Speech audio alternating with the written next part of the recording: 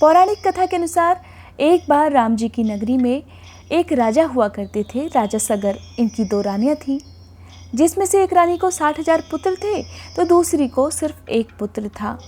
राजा ने अपने राज्य का विस्तार करने के लिए अश्वमेध यज्ञ का आयोजन करवाया और उन्होंने समूचे भारत में भ्रमण के लिए और सभी राजाओं को बताने के लिए अपने अश्व को छोड़ा। महाराजा इंद्र राजा सगर का यह यज्ञ सफल नहीं होने देना चाहते थे, इसलिए उन्होंने उनके अश्व को अगवा कर लिया।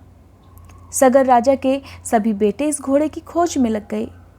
समस्त धरती में खोज करने के बाद भी उनके अश्व का कुछ भी पता नहीं चला, जिसके बाद राजा ने पाताल लोक में खोज करने का आदेश दिया। पाताल लोक में खुदाई हुई। उसी समय वहां महामुनि कपिल की समाधि लगी हुई थी, जो घोर तपस्या में लीन थे।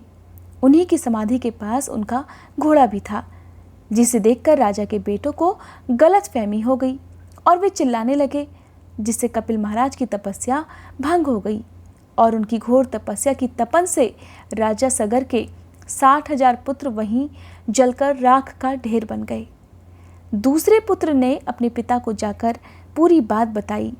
यहीं महाराज गरुड़ भी आए, जिन्होंने राजा सगर को अपने 60,000 पुत्रों की मुक्ति प्राप्ति के लिए सिर्फ एक रास्ता बताया।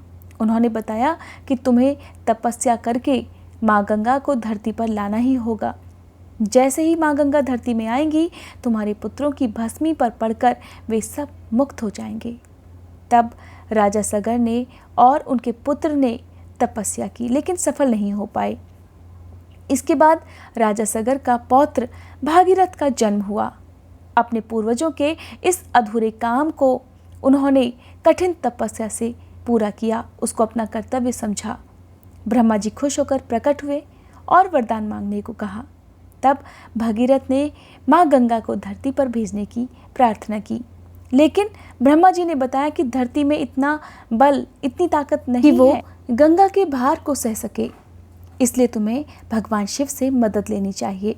केवल वे ही हैं जो गंगा को धरती पर अपने द्वारा भेज सकते हैं। उस समय माँ गंगा ब्रह्मा जी के कमंडल में थी, जिसे उन्होंने शिव जी की जटाओं में अवतरित किया। अब भगीरथ ने एक बार फिर से भगवान भोलेनाथ की कड़ी तपस्या प्रारंभ कर दी। वे सालों तक एक अंगूठे पर खड़े रहे। इस दौरान माँ गंगा कई सालों तक शिव जी की जटाओं में ही रहीं। वे इससे निकलना चाहती थीं और रसातल जाना चाहती थी, लेकिन इतनी जटिल जटाओं में वे खो ही गईं। उन्हें बाहर निकलने का रास्ता ही समझ नहीं आता था। भगीरथ की तपस्या से खुश होकर भगवान शिव ने उन्हें दर्शन दिए और वरदान पूरा करने का आश्वासन भी दिया। इसी के बाद गंगा जी की 7 धाराएं हिमालय के बिंदुसार से होते हुए पृथ्वी पर आईं। पृथ्वी में आते ही माँ गंगा का विशाल रूप देखकर समस्त मानव जाति परेशान हो गई। उन्हें लगा मानो भूचाल आ गया हो। जिस भी रास्ते से गंगा निकल रही थी, वहाँ कई ऋषि मुनियों के आश्रम भी थे, जिसमें से एक थे महाराज जहू। गंगा को आता देखकर वे समझे कि कोई राक्षस की क्रीड़ा है और उन्होंने उसे अपने मुंह के अंदर ले लिया।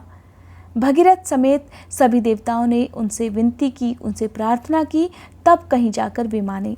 इसके बाद से उनका नाम जाह्नवी पड़ गया और इसके बाद भगीरथ ने अपने 60,000 पूर्वजों को मुक्ति दिलाई और यहीं से गंगा को एक नाम भी दिया गया। गंगा माँ का नाम पड़ गया माँ भागीरथी।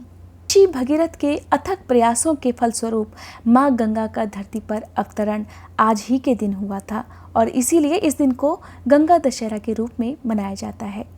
दोस्तों, यह थी गंगा दशहरा के दिन सुनी जाने वाली कथा। उम्मीद करती हूँ ये वीडियो आपको पसंद आई होगी।